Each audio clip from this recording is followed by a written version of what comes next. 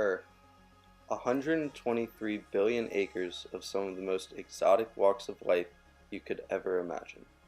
Thousands of species, some big, some small, roam the Earth's surface. Earth is where giraffes and zebras roam the savanna, where cheetahs stalk and hunt their prey, and where sharks graze the ocean's depths.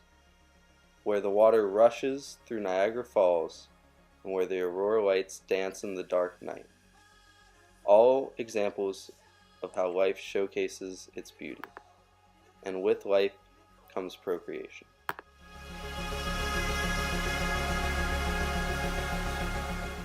As humans, our natural instinct is to reproduce and continue our bloodline.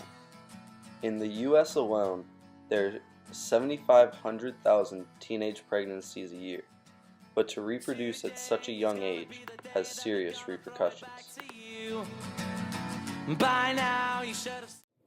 Definitely. High schools? Yes, I did.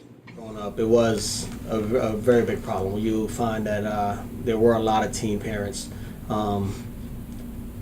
High schools would allow students to actually be in the school throughout their pregnancy, and I think closer towards the end of their the pregnancy process, they would have to go to an alternative school. Yeah, and I do think it is a problem. I think that there is more awareness about it now, so I think people are a little bit more cautious, but I definitely think that, no offense to you guys, but you've got teenagers and hormones and emotions and whatever else available, and so I think that it is still something that is an issue.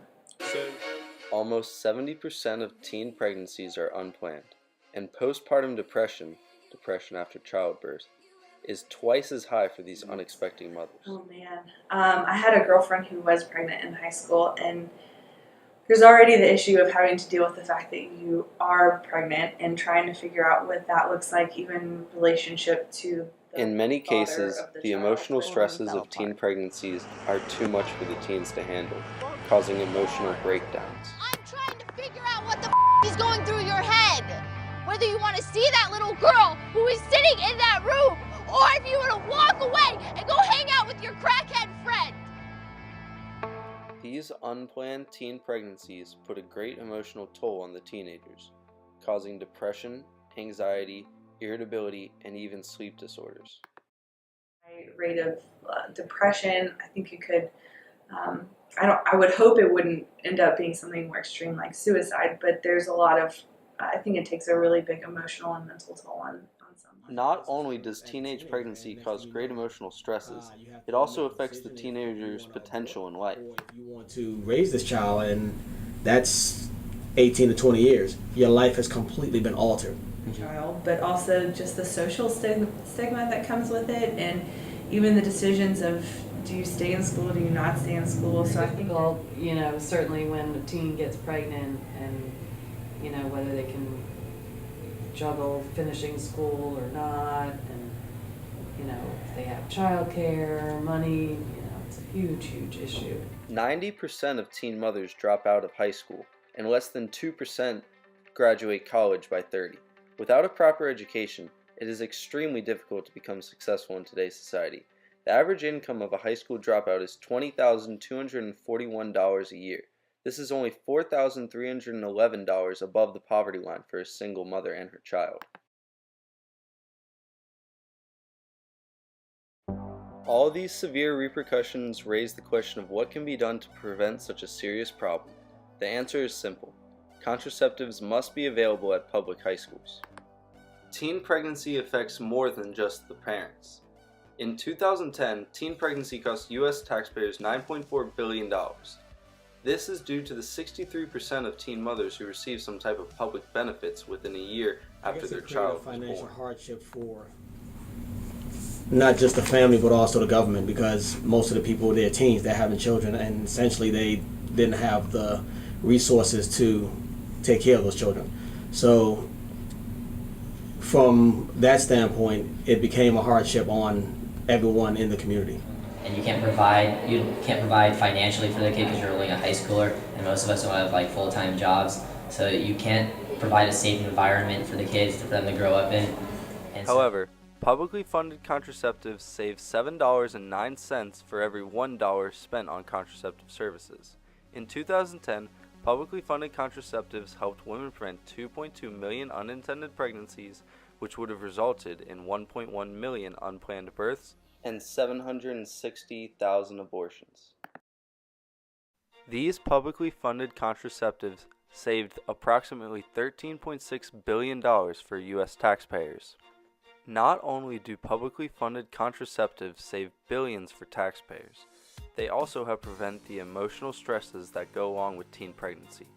With teen pregnancies becoming more and more uncommon due to increased awareness and availability of contraceptives, fewer teens will be affected by the awful emotional stress that comes along with pregnancy. In addition, teens that avoided pregnancy now have a future ahead of them, with a high school and potentially college degree and a well-paying job replacing the prospect of living only $4,000 above the poverty line. While the availability of contraceptives in high school has numerous benefits, it does raise some serious questions. I don't know if that's the best place for it. I think you cross some lines as far as maybe you're promoting the activity. However, studies say otherwise. According to a study at a Los Angeles County high school, the availability of contraceptives resulted in no increase in sexual activity among students. 1,945 students in grades 9 through 12 completed a self-administered, anonymous survey on their sexual behavior the year before a condom availability program was implemented at their school. A year after the program was put in place, students completed a follow-up survey.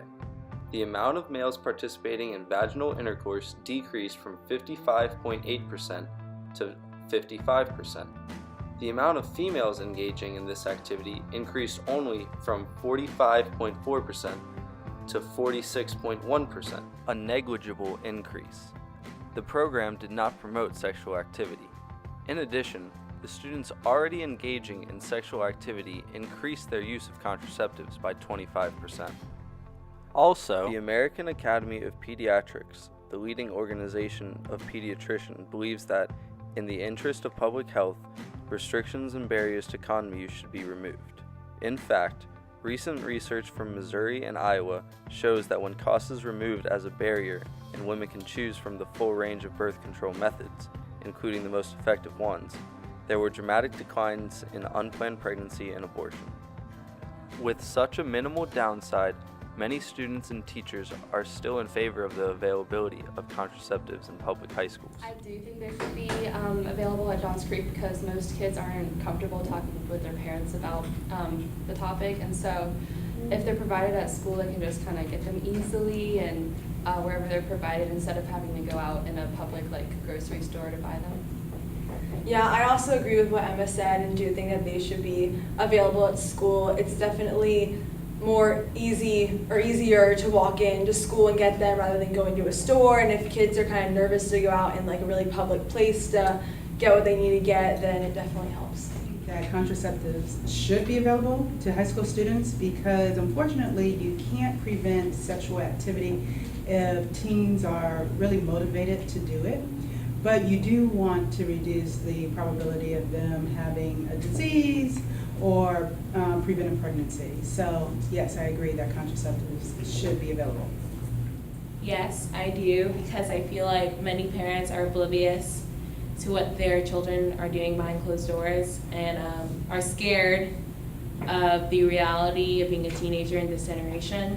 So I feel like it would prevent many kids from having STDs and all those other transmitted diseases. So yes, I do think that is a smart decision. I believe contraception should be available in public high schools. Yeah, because there's some stupid people out in high school, and we need to limit the stupidity. And also, like, teen pregnancy is pretty bad, so we need to limit that. You know, it's a little hard for me to imagine that, but I also think that people are still having sex regardless, and I think that to have it available might help reduce some of the other issues. Like, I've heard stories of kids not having stuff available and getting the wrong kind of contraceptives and different things like that, and so I think the increased awareness and availability could help prevent some of these problems. In conclusion, increased availability of contraceptives in high schools is a must for the betterment of our country. Showing no tangible downside, the upsides of the availability of contraceptives are plentiful. Besides saving U.S. taxpayers $13.6 billion and saving the U.S. government $7.09 for every $1 spent on contraceptive services, increased availability of contraceptives decreases the dropout rate of teens, since 11% of dropouts cite pregnancy as a cause. With fewer dropouts, more teens will graduate high school and go on to live productive lives, contributing to the U.S. economy. In addition, contraceptives can save teens from emotional stresses such as depression, anxiety, and even suicide that can sometimes be the effects of teen pregnancy. With all this being said, the only question you should ask yourself is, why hasn't this been put in place sooner? Now I'm 4, 5 seconds